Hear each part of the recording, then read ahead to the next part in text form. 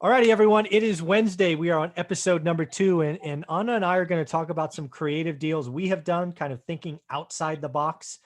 This is really a pile on to episode 1, so if you haven't seen that yet, you might want to take a look at that. But Anna, you posted an interesting deal the other day about walking some property, so let's talk about that first. Sure, Michael. So, I love cash flowing deals, and that's 99% of what I do is looking for cash flowing deals that have some growth and appreciation as well. But I'm very much a proponent, Michael, of every market gives you different opportunities, and you've always got to be willing to say, if there's an opportunity, handed to you on a platter, can I make this opportunity work for my financial goals? And I look at financial goals in 3 buckets: my income and cash flow bucket, my growth and appreciation bucket that I may not cash flow on a while, but I'm going to create some net worth in the future. And then my asset preservation bucket, where it's just like safe money that I'm not going to have to worry about losing, but there's not a lot of return in it either. And a deal came up, Michael, the other day, a week ago, to buy some land. And I had been just starting to really research this area because I'm buying a lake house vacation rental in that area. And what I found that was really interesting is that 10-acre lots in this particular area were selling between like $150,000 and $210,000, something like that. Okay. And if you're going to build on it, great. You buy the land and you build on it. Maybe you build and do a vacation rental. I really didn't want to do that. But there was 120 plus acre plot of land that went on the market for less than the cost of 20 acres. Okay. So 6 times more land for the same price as I'd buy 20 acres.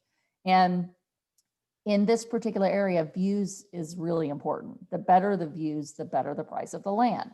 And if you can get 10-acre lots, you get green taxes. So the taxes are like cut in half compared to if you have smaller lots. So I thought, and I had a partner call and say, hey, let's look at this plot of land and see if we might be able to, figure out how we could subdivide it and sell off either all or a lot of the acreage. And if we decide to, we could maybe each keep 10 to 20 acres. We'd have it paid for by the cost of the property sales on the acreage that we sell off.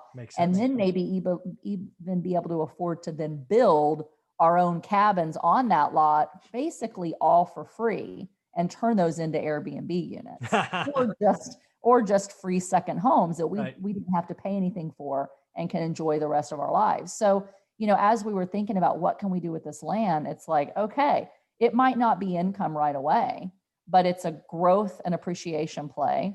And it's an asset preservation play, because when the economy's tough, people flock to real estate, to land, whether it's built income producing properties or whether it's land. Typically, they're not going to go down in value. And the reason the property was priced pretty low, we think, is because there were a few things. It hasn't been perked yet. There's some right-of-way issues that we'll have to cure, but we're willing to say, hey, nothing is easy. You're going to have work that you have to do.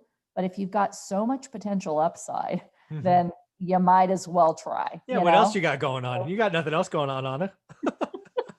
So I view it as a really fun project to do something I've never done, which is, land purchase and subdivision and maybe building on it. I've got a lot of potential upside and really no downside. I mean, if we can't do what we want to do, we turn around and we sell it. And there's so much demand for land in this area that I feel like it's a pretty good asset preservation play, where even if I don't make the upside that I want, it's still not going to lose money. It's land. And I think that I'm going to have major income and appreciation because of the single purchase. Nice. Well, that's a lot of fun. Again, it's going to be fun to watch and track this. Just so people know, what does it mean by it's not perked yet?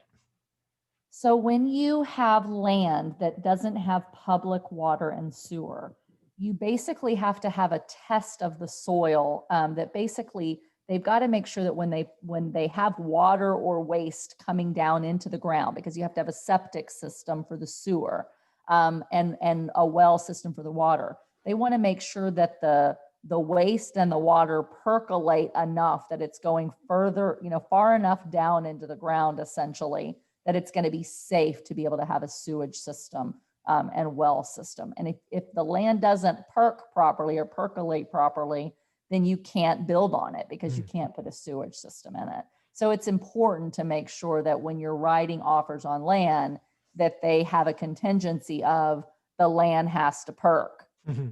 There you go. And right of way, is that an easement for other properties, or what would that be? Yes. And so a lot of times when you're looking at these real rural areas, you'll have backcountry roads that are like partially paved, but they're not technically owned by the city or the county or the municipality. And they're not technically owned by any particular piece of land. They've just been used for years and decades. And in this case, over 100 years by all the landowners who happen to build upon that little road. Well, if you don't get a legal right of way that's deeded, that transfers with your property, no matter who in the future owns property along that road, you have a risk that somebody buys a piece of property and they say, hey, this is my land. You're not allowed to come through my road to get to your property. Because if it's their property, they have a right to say you can't. So you have to have a legal right of way attached to the deed that says forever and always, I have the right to cross your land to get to mine.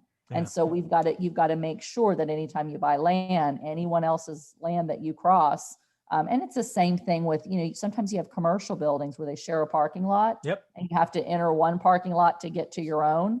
You better get a legal right of way to make sure that you can always do that. Otherwise you can't get to your property. Yeah, there you go. Well, yeah. And again, these are things, let me ask you this question. Let's say this was 2018. Multifamily was not yet hot, maybe 17. You were probably really busy with multifamily, so you would probably not even have considered this land deal in 17. Is that fair? Never in a million years would I considered it.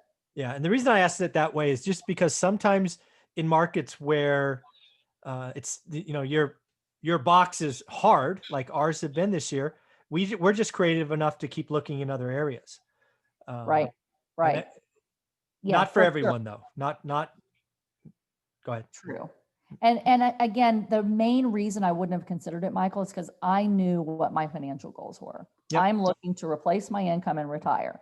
And I'm only going to buy properties that are going to push me toward that goal. So I knew, like, I have to have horse blinders on to say, I'm not going to chase all these other things, even though there could be, because there's opportunity everywhere. I mean, this is a country full of real estate opportunity. And you got to be able to say, what's my primary financial goal? And it better be like 99% of the deals that I do meet that bucket.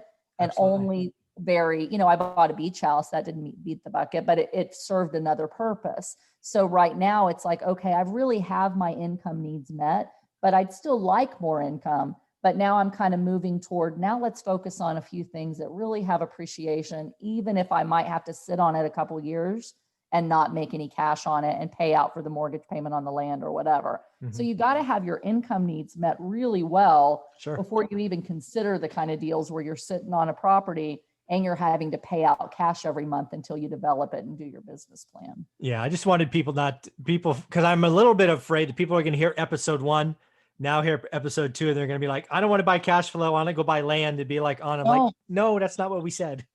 Yeah, don't blinders. Do that. Remember? Don't do that. Yeah. Ask yourself now, if a land opportunity comes up and you have a partner and you know people that, hey, there's a pretty good chance of this happening, you could consider it, but don't do it alone. And so that's another thing, like this land deal, I probably wouldn't do this alone, but I'm doing it with a partner where we both bring something to the table. We can both take a little bit of the financial risk and share the financial reward. And so that's really important too. If you haven't done something, don't go big all by yourself. You can, but with every potential high reward, there's potential high risk. So I've never done a land deal. Can you get a loan on land? You can. I'm just finding this out, Michael. So this is exciting. Yeah. So is it like 20% deal? 20%, 25?